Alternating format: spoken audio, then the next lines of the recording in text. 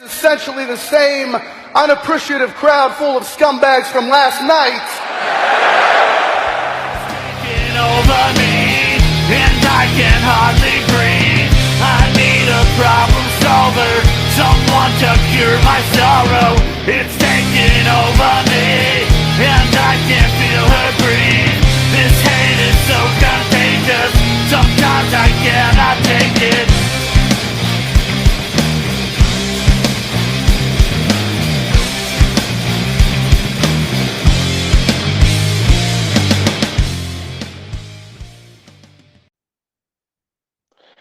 And we're back with part 2 of episode number 59.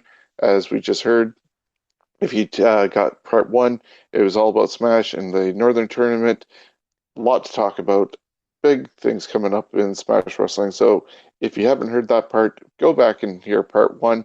This is part 2, where we're going to quickly delve into Super Showdown that's happening later on at Friday afternoon, 2 p.m. our time.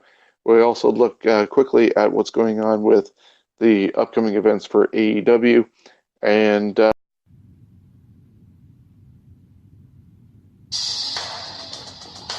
you looking to get into the wrestling business? Well, look no further than the Tyson Dukes Wrestle Factory, located right here in London, Ontario. Tyson has over 20 years of experience in the wrestling world, and he's even been brought down to the WWE Performance Center to be a guest trainer. We've already seen the likes of Jordan James, Kyle Boone, Violet Lee, Jim Strider, Pharaoh Bowman, Chris Mitchells, and many more.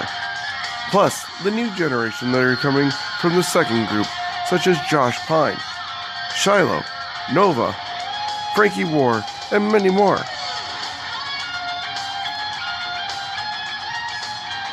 You don't want to miss your opportunity to learn from one of the best in Ontario, if not all of Canada, or the world, in Tyson Dukes. So that's the Tyson Dukes Wrestle Factory. It's open Monday, Wednesday, and Thursdays, and located at 309 Exeter Road here in London.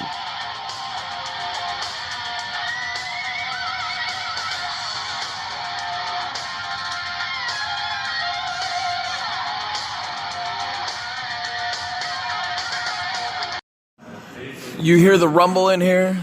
The rumble is the sound of progression, and fundamentals are being made at the Wrestling Factory. This is Tyson Dukes, and you're listening to the Scumbags of Wrestling podcast, y'all.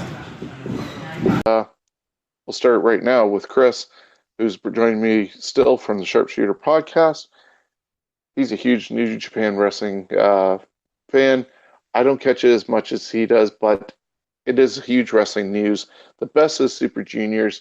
There was a great big match involving the United States Championship with Juice Robinson defending against Jon Moxley. So, Chris, can you run down everything that happened at Super Juniors? Yeah, so fan of New Japan Pro Wrestling, a huge understatement. It's one of those things. It's like becoming a wrestling fan at the age of 3, like my dad had said. New Japan's the same way. As soon as I caught on to New Japan, I was like, okay, sold. Anyways, Best of the Super Juniors 26 took place, 15 nights of it. Last night was the Wednesday, June 5th show taking place at Sumo Hall in Tokyo. Just going to run down the results quickly and then give my thoughts on it, and then see if Sean wants to give his thoughts as well. He already mentioned with regards to Jon Moxley, but I'll go through it a little bit more here. So match number 1, Shota Umino, Titan, and Dragon Lee taking on Ren Narita, Jonathan Gresham from ROH, and Bandito. So we got Dragon Lee pinning Narita after a running knee. Match number 2 was Bullet Club, which consisted of Robbie Eagles, El Phantasmo, who is Canadian, and Taiji Ishimori. The Bone Soldier defeating Sho Yo and I'm going to get this name right eventually. Rizuki Taguchi when Phantasmo pinned Sho after a CR2. You know what? I'm going to slow down as far as announcing these names, and maybe I'll actually get them this time. You got time. Yeah, match number 3, Tiger Mask. Sean, you'll know this name. Jushin Thunder Liger, Yoshihashi, Toru Yano, If you've never seen New Japan Pro Wrestling, Google the name Toru Yano. So Toruyano. He is a comedic genius. He doesn't look like much as a wrestler, but when you watch what he does in the ring, he's absolutely phenomenal, and he'll make you a fan. So he also teamed with Tomohiro Ishii, and they defeated Suzuki Gun, which was Duki, and again, I'll get these names right, Yoshinobu Kanemaru, Zack Sabre Jr., who people know from the Cruiserweight Classic, Minoru Suzuki, Japanese wrestling legend, and Taichi. And basically, Yoshihashi pinned Doku with a karma wrestling move terminology for one of the moves over there. Match number 4 was LIJ, so Los Ingobernables du Japón. Eventually, I'll get that name right, too. So anyways, it was Bushi, Sanada, King of Darkness, Evil, and Tatsuya Naito taking on Toa Hanare, Tomoaki. You guys can make fun of me later on for this, but I will get this right. Hanma, Togi Makabe, and Kota Ibushi. Bushi, another one of those guys you know from the Cruiserweight Classic. Evil pinned Hanare after Magic Killer. Same type of move that the Gallows and Anderson performed there. Match 5 was Rocky Romero and Okada defeating Brody King and Marty Scurll of the Villain Enterprises. So 6-man tag team champions for Ring of Honor. 2/3 of them anyways, when Okada pinned King after a Rainmaker. Rainmaker is basically, if you've never seen the move, a very simple move, but Okada performs this move to perfection, and it makes that move believable as one of the solid hardcore moves, like the Rock Bottom and the Stone Cold Stunner, but Japan style. 6 was Hiroshi Tanahashi, the comeback special, and he ends up losing this one. So Jay White defeated Tanahashi with a necklock.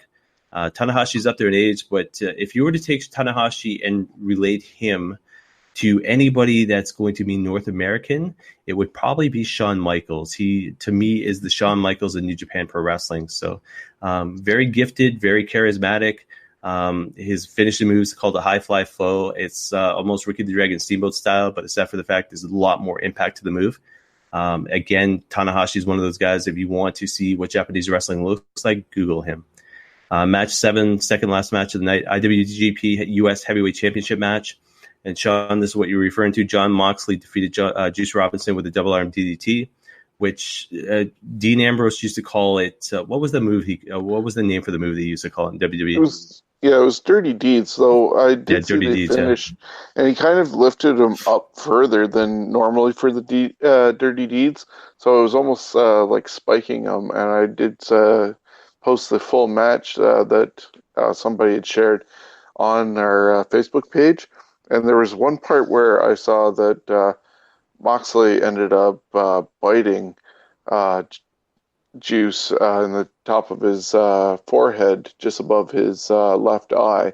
And Juice ended up showing pictures of the deep cut that actually happened from Moxley gnawing away on his head. Yeah, so fans out there, wrestling fans out there, New Japan's very tough, kind of hardcore style at times. Even my kitten agrees there. But anyways, Moxley, the character, you still see resemblance of Dean Ambrose, but the fact is he's kind of stepped it up a notch. The character, as far as the attire goes, is a little bit different. So he's now wearing kind of bicycle shorts, with kind of amateur wrestling boots. But that intensity is still there, and it's not only there, but it's heightened. So if you get the chance to check out a John Moxley match post WWE, definitely check it out. Well, if you check out some Moxley before WWE, he was quite hardcore to begin with. There were a lot of blood matches, and I believe there were some light tubes and staple guns and stuff like that going on with Moxley before becoming Dean Ambrose over in FCW, NXT, WWE. Yeah, so I'm loving the character. I wasn't too familiar with him before the Shield and Dean Ambrose, but now I've got a feel for who he is as a character now. Absolutely amazing. New Japan is lucky to have this guy. AEW is lucky to have this guy. He's one of the 3 guys that AEW has that, to my knowledge, has the ability to go back and forth between the 2 companies. The other 2 being Kenny Omega as well as Chris Jericho. Can't wait to see a Jericho versus Moxley match, which is probably the future. I don't know if this year or next year. But anyway, yeah, new champion Jon Moxley takes the title. Match number 8 was the finals for the Best of the Super Juniors 26. It had Will Ospreay and Shingo Takagi of the LIJ in this one. Will Ospreay wins with the Stormbreaker. The coolest thing about this is anybody who's unfamiliar with Will Ospreay, do yourself a favor and take about an hour of your life and basically go and watch the highlight reels of him online. He had a very phenomenal match with Kota Ibushi just this past year. He is probably the most gifted, unsigned talent that doesn't work for AEW or WWE at this point. He's a human highlight reel. His nickname is the Aerial Assassin. And if you watch any of his matches, you'll get a feel of what wrestling looks like probably in the next 10 to 15 years, as long as this guy doesn't get injured. And he's tough in the ring, but he knows his skills. Any independent fan out there, you can relate him to like a Brent Banks times like 1,000. I mean, this guy is so gifted. But Will Ospreay ends up winning Best of the Super Juniors 26, which means future title shot coming up for him. And hopefully, eventually, they move him up to the heavyweight division. With that being said, that means he'd end up feuding with guys like Okada, Tanahashi, guys like Chris Jericho and Kenny Omega when Omega eventually makes his return. To me, as a fan, marking out would be Omega versus Will Ospreay, and I can't wait to see that because, like I said, Ospreay is the same category as Ibushi, and again, when you think of Ibushi, you think of Kenny Omega, so can't wait for it. Sean, your take on any of the names that I mentioned or attempted to mention with regards to the Super Junior 26, and whether or not you're familiar with Will Ospreay? Yeah, I've seen some Ospreay stuff. He's kind of hit and miss. Like, I don't know if he's as big as the hype that he gets from it, but I do like some of his matches. I believe he went against Dukes in the CWC. Was that him? Ospreay? No, you're thinking Zack Sabre Jr. Oh, Zack Sabre. Sorry, my bad. Yeah, I have seen some of Ospreay, but yeah, it's interesting to see what they have there. Like to actually catch up and see some of it because I do enjoy some of the lighter weight wrestlers, since basically that's what independent wrestling in Ontario has a lot of. Not a lot of the bigger guys, and we see a lot of the bigger guys all the time in WWE and Impact and stuff like that. So it's nice to see a different contrast that way. All right, so two quick questions for you. Number one is your thoughts on Moxley winning the title for New Japan Pro Wrestling so soon? Well, I think they're obviously trying to cash in on his popularity right now. He's hugely out there, especially after he had a couple of his shoot interviews, especially with Chris Jericho, and I believe it was Wade Keller is the other one they had, and he's revealed a lot of the goings on behind the scenes of WWE, so it's only natural for New Japan to sort of capitalize on it. All right, and then the final question for you. If somebody were to say Jushin Thunder Liger is still wrestling in 2019, would it be believable for you? Well, we saw Ultimo Dragon, so anything's possible. Yeah, I tell you this. So the ROH New Japan CMLL NWA show that's taking place August in as far as SummerSlam week goes, I already, like I said, I marked out for Ultimo Dragon. But if Jushin Thunder Liger is part of this show, it's Christmas came early for the next 50 years. So it'd be interesting to see Jushin Thunder Liger in Toronto come in August. So fingers crossed. Yep. And there's a lot going on with New Japan. What's their next event that they have coming up? So as far as their next event coming up goes, it's going to be New Japan Pro Wrestling presents Dominion. It's always 6/9, so June 9th in Osaka Joe Hall. It's Osaka, Japan.